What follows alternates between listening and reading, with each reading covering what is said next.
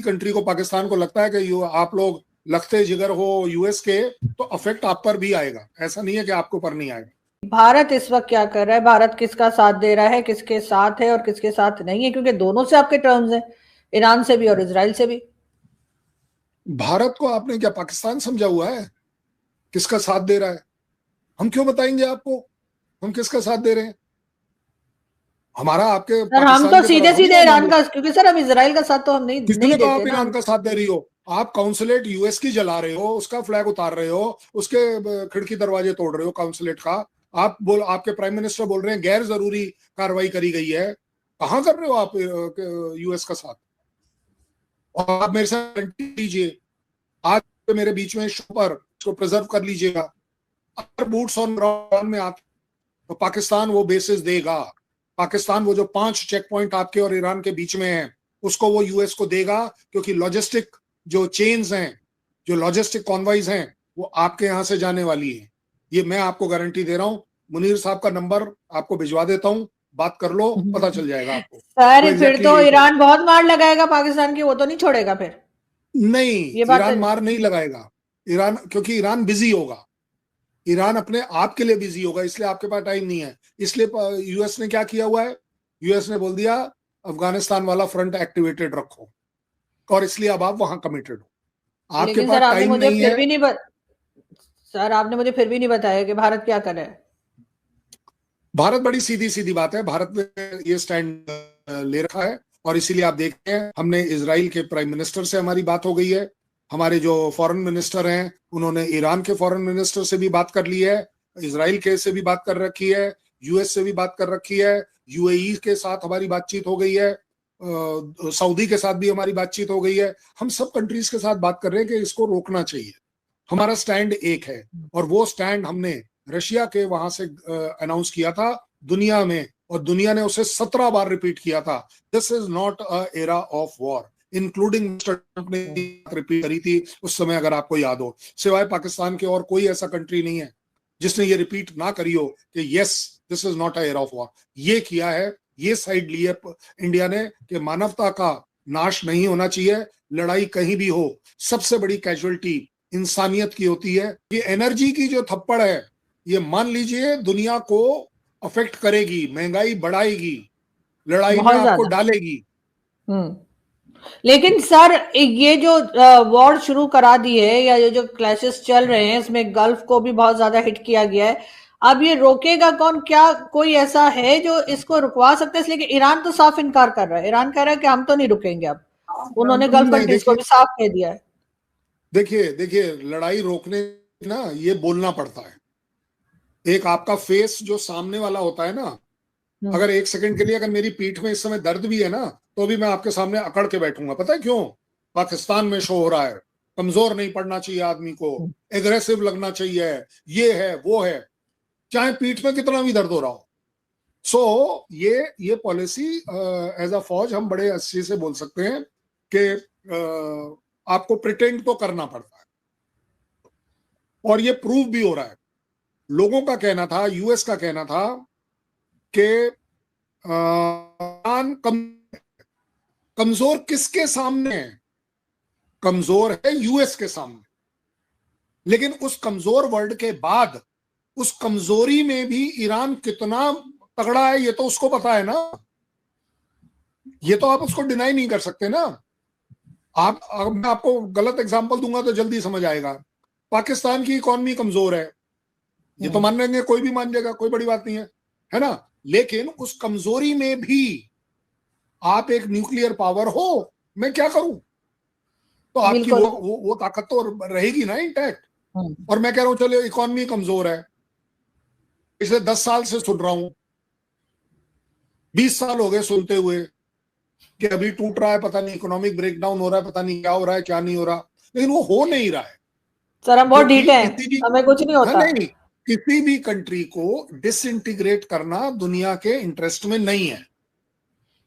IMF conditions डाल सकता है पैसे की कि ये ऐसे ठीक करो, वो ठीक करो, इंफ्रास्ट्रक्चर ठीक करो। आप उसमें से 10% करोगे, 90% नहीं करोगे, आपकी तकलीफ रहेगी। बट दैट डजंट मीन, आप बताइए आपके यहाँ कौन सी गाड़ी ऐसी है जो चलनी बंद हो गई? सारी गाड़ियां चल रही हैं। दबादब पेट्रोल चल रहा है, क्या प्रॉब्लम है? लेकिन जब कमजोर और स्ट्रांग की बात कर रहे हैं तो कंपैरिजन में होता है। आपकी इकॉनमी मेरे कंपैरिजन में कमजोर है, मेरी इकॉनमी यूएस के सामने कमजोर है, क्या बड़ी बात है? सो इसलिए मैं ये जरूर कहूंगा कि कमजोर को एक बार बोलने के बाद आप उसके आगे नहीं जा सकते। उस कमजोरी के अंदर वो कितना स्ट्रांग है, क्योंकि उसका वो मिसाइल सिस्टम, उसका वो जो ड्रोन सिस्टम, उसका जो पूरे देश का हेट्रेड फॉर यूएस, वो भी उसकी ताकत है। क्योंकि अभी थोड़े दिन पहले तो ये था ना कि खमैनी साहब के खिलाफ नारे लग रहे थे कि भाई चलिए हटाइए हटाइए हटाइए, और मैंने तब भी कहा था कि जब वो 12 दिन की लड़ाई हुई थी, इन्हीं खमैनी साहब के पोस्टर और झंडा लेके पूरी सड़क पर लोग थे जिंदाबाद के नारे कि भाई देखो हमने पाकिस्तान सॉरी यूएस को जवाब दे दिया, देखिए उन्होंने हमारे पर अटैक किया, हमने भी अटैक कर दिया। लेकिन यूएस ने, सर आपके ख्याल से यूएस ने ये सही किया है कि पूरी लीडरशिप को मार डाला? आपके ख्याल से अब ये संभाल पाएंगे? क्योंकि बातचीत किससे करेंगे, इन्होंने तो सभी को मार दिया। कि तो सबको मारने का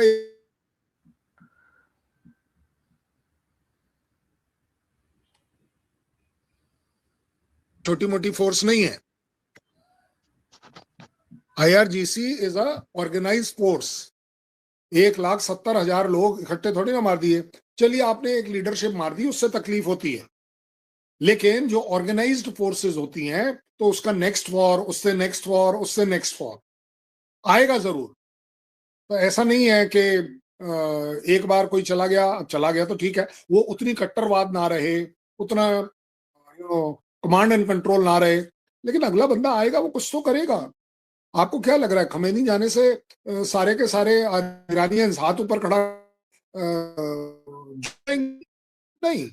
एक एक एक डेमोक्रेटिक जो बोलते हैं ना, पब्लिक की भी जो पावर है वो भी अपने आप होती है। इसलिए मैं कभी नहीं मानूंगा इस बात को कि ईरान कमजोर है, लेकिन कमजोर में कितना स्ट्रांग है उसका हक है, इसको कभी डिनाई नहीं कर पाएंगे। और इसीलिए आप देख रहे हैं कि जब वो 8 कंट्रीज में यूएस के बेसिस के ऊपर स्ट्राइक कर रहा है, उसके अलावा भी स्ट्राइक कर रहा है, मैं ऐसा नहीं बोल रहा हूं कि सिर्फ यूएस बेसिस पर कर रहा है, तो वो कर ही इसीलिए रहा है क्योंकि मैं वही तो करूंगा जो मेरे बस में है। मैं आरजू काजमी साहिबा को इस समय दिखाना चाहता हूं मैं कितना स्ट्रांग हूं, ठीक है ना? आप और मैं, हम दोनों एनिमी हो जाते हैं, तो मैं पता है क्या करूंगा, क्योंकि आप तो मेरे से स्ट्रांग है, आप तो मैं अपने पड़ोस वाले के एक थप्पड़ मारूंगा और आरजू काजमी को बोलूंगा देख ले मैं ऐसे मार दूंगा, देख ले मैं ऐसे। This is what is happening, कि मैं वहीं तो मारूंगा ना जहां मेरी चल सकती है। लेकिन सर क्या यूएस को या बाकी कंट्रीज को ऐसा लग रहा था कि ईरान इस किस्म का रिप्लाई करेगा या इस तरह से अटैक करेगा इतनी कंट्रीज को?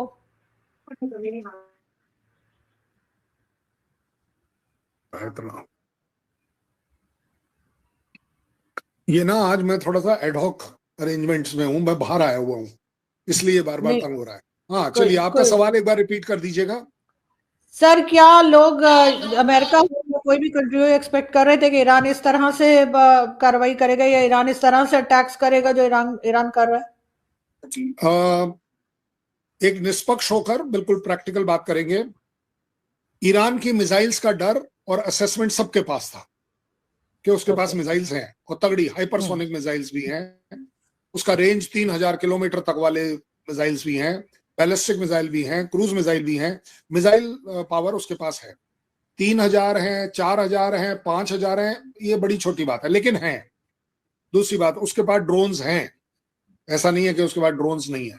ये जो ड्रोन उसके पास एयरफोर्स है, लेकिन वो कमजोर है, एक बहुत बड़ी क्रेडिबल नहीं है। क्यों? क्योंकि एयरक्राफ्ट्स में मेंटेनेंस का प्रॉब्लम है, सैंक्शंस की वजह से, नंबर्स का भी प्रॉब्लम है।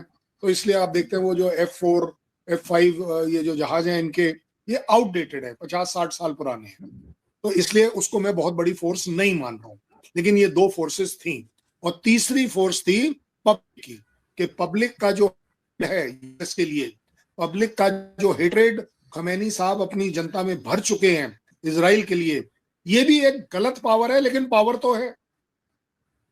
सो ये तीनों चीजों, और इसलिए तब भी हमने कहा था किसी भी लड़ाई में ईरान जीत नहीं पाएगा, लेकिन मरते मरते वो ये जरूर कहेगा कि हम तो मरेंगे सनम, लेकिन तुझे भी डूब ले मरेंगे। कहीं ना कहीं 100 स्ट्राइक आपकी, 1 स्ट्राइक मेरी भी होगी, और वो स्ट्राइक क्या यूएस अफोर्ड कर पाएगा वो अब देखने में आएगा, जब 6 बॉडी बैग घर गए हैं, 3 जहाज गिर गए हैं। और मैं आपको वैसे एक बड़ा अच्छा सा एनालिसिस दे रहा हूं। ये पूरी की पूरी मोबिलाइजेशन जो है, ये मैंने फॉक्स न्यूज पर प्रोग्राम किया था, इसलिए मैं आपको बता रहा हूं। ये पूरी की पूरी मोबिलाइजेशन जो यूएस ने करी है, $630 बिलियन की मोबिलाइजेशन है। इसके बाद हर रोजाना का जो खर्चा आ रहा है $779 मिलियन का।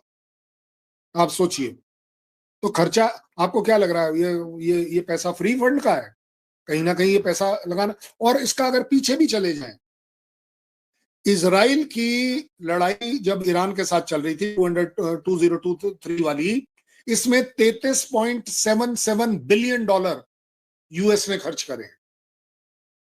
अब आप ये तो बोल नहीं सकते ना कि उन्होंने सिर्फ गेन किया है, लूज तो किया है ना, पैसा तो लूज हुआ है। मेंटेनेंस में, एयरक्राफ्ट में, पेट्रोल डालने में, एमुनेशन में, सब चीजों में पैसा लगता है। और इसीलिए ऑलरेडी 1 ट्रिलियन बजट जो उन्होंने बजट के लिए रखा था डिफेंस के, उसको अब उन्होंने बोला है कि 1.5 मिलियन करना पड़ेगा। दैट मीन्स कीमत लग रही है। अब उस कीमत के बदले में आपको अगर जीत मिल भी रही है, तो जीत आपको सारी की सारी आपकी टर्म्स एंड कंडीशंस पर मिलेगी। आप बोलते हो खमैनी नहीं होने चाहिए, आप बोलते हो खमैनी वाला रिजाइम चेंज होना चाहिए, आप बोलते हो न्यूक्लियर भी नहीं होना चाहिए, आप बोलते हो मिसाइल भी नहीं होनी चाहिए, वो भी छोड़ दीजिए। तो अब सारी चीजें छोड़ना, और मैं कह रहा हूं इसमें से ज्यादातर मिल रहा है। By the way, missile programme पर उन्होंने हाँ कर दी थी, ओमान ने बोल दिया। ओमान एक अलग कंट्री, मीडिएटर जो कर रहा था, जी चीजें बन रही थी, अगले 90 दिन में कुछ होने वाला था, लेकिन आपने तो ये कर दिया। तो प्रॉब्लम ये, लेकिन सर क्यों कर दिया इन्होंने? सर इन्होंने क्यों कर दिया? इसलिए कि जब वो हर चीज को मान रहे थे, हर चीज पे एग्री थे। वो खमैनी को कभी नहीं छोड़ता ईरान, इसलिए इंटेलिजेंस इनपुट था, क्योंकि ये अटैक सवेरे 10 बजे नहीं होना था, इस अटैक का टाइमिंग कुछ और था। जैसे इंटेलिजेंस सोर्सेज ने बोला, खमैनी साहब ने बंकर से निकलकर मीटिंग में फर्स्ट फ्लोर, वो जो ग्राउंड फ्लोर वाला जो बंकर है, उसके ऊपर मीटिंग करने आए हैं। 30 सेकंड के अंदर 30 मिसाइल आपकी वहां पर आ गई, और 30 मिसाइल एक ही टारगेट एरिया पर डालना, मैं कहता हूं, अगर मतलब एज अ गनर बोलता हूं कि वो मूर्खता है, वेस्ट। लेकिन इन्हें मालूम था कि पता नहीं इस साइड वाली में हो, उस साइड वाले में हो। तो ये वो वाली बात है कि 100 मीटर बाय 100 मीटर का घर का कॉम्प्लेक्स है, उन्होंने कहा 1 किलोमीटर के एरिया को पूरा कर दो, ऊपर नीचे सब कुछ डाल दो, जितना डाल सकते हो। और देखा जाए उनको सक्सेस मिली।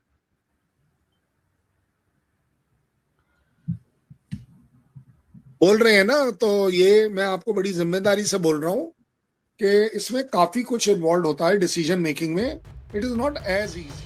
मिडिल ईस्ट इस समय शायद अपने सबसे खतरनाक दौर से गुजर रहा है, क्योंकि अब संघर्ष सिर्फ 2 देशों तक सीमित नहीं रहा, ये पूरे क्षेत्रीय युद्ध का रूप लेता जा रहा है। सब कुछ तब तेज हुआ जब अमेरिका और इजराइल ने मिलकर ईरान पर बड़े सैन्य हमले शुरू किए। इन हमलों का उद्देश्य ईरान की सैन्य और परमाणु क्षमता को कमजोर करना बताया गया, लेकिन इसके बाद जो हुआ उसने पूरे इलाके को हिला दिया। ईरान ने जवाबी कार्रवाई शुरू कर दी। अब रिपोर्ट्स आ रही हैं कि ईरान मिसाइल और ड्रोन हमलों से इजराइल को निशाना बना रहा है। साथ ही उन खाड़ी देशों में भी हमले हुए हैं जहां अमेरिकी सैन्य ठिकाने मौजूद हैं। यानी ये सिर्फ इजराइल बनाम ईरान नहीं रहा, अब इसमें गल्फ के कई देश भी खिंचते दिखाई दे रहे हैं। कुछ जगहों पर ड्रोन और मिसाइल हमले हुए हैं और कुछ देशों ने अपने एयर डिफेंस सिस्टम से इन हमलों को रोकने का दावा भी किया है। इतना ही नहीं, ईरान ने दुनिया के सबसे महत्वपूर्ण समुद्री रास्तों में से एक स्ट्रेट ऑफ हॉर्मुज पर भी दबाव बनाना शुरू कर दिया है। अगर ये रास्ता बंद होता है तो दुनिया की करीब 20% तेल सप्लाई प्रभावित हो सकती है। यही कारण है कि अब इस संघर्ष का असर सिर्फ मिडिल ईस्ट तक सीमित नहीं है। तेल की कीमतें बढ़ रही हैं, वैश्विक वैश्विक बाजारों में तनाव है और कई देश अपने नागरिकों को मिडिल ईस्ट से निकालने की तैयारी कर रहे हैं। सबसे बड़ा सवाल अब यही है, क्या ये संघर्ष यही रुक जाएगा या ये धीरे धीरे पूरे मिडिल ईस्ट युद्ध में बदल सकता है? क्योंकि अगर ईरान, इजराइल, अमेरिका और खाड़ी देश सीधे टकराव में आ जाते हैं तो इसका असर पूरी दुनिया की राजनीति और अर्थव्यवस्था पर पड़ेगा। दोस्तों, आज की दुनिया में युद्ध सिर्फ सीमा पर नहीं लड़े जाते, उनका असर तेल के दामों से लेकर वैश्विक व्यापार और आम लोगों की जिंदगी तक पहुंचता है। इसलिए मिडिल ईस्ट में जो हो रहा है वो सिर्फ क्षेत्रीय संघर्ष नहीं है, ये पूरी दुनिया की स्थिरता को प्रभावित करने वाली घटना बन चुका है।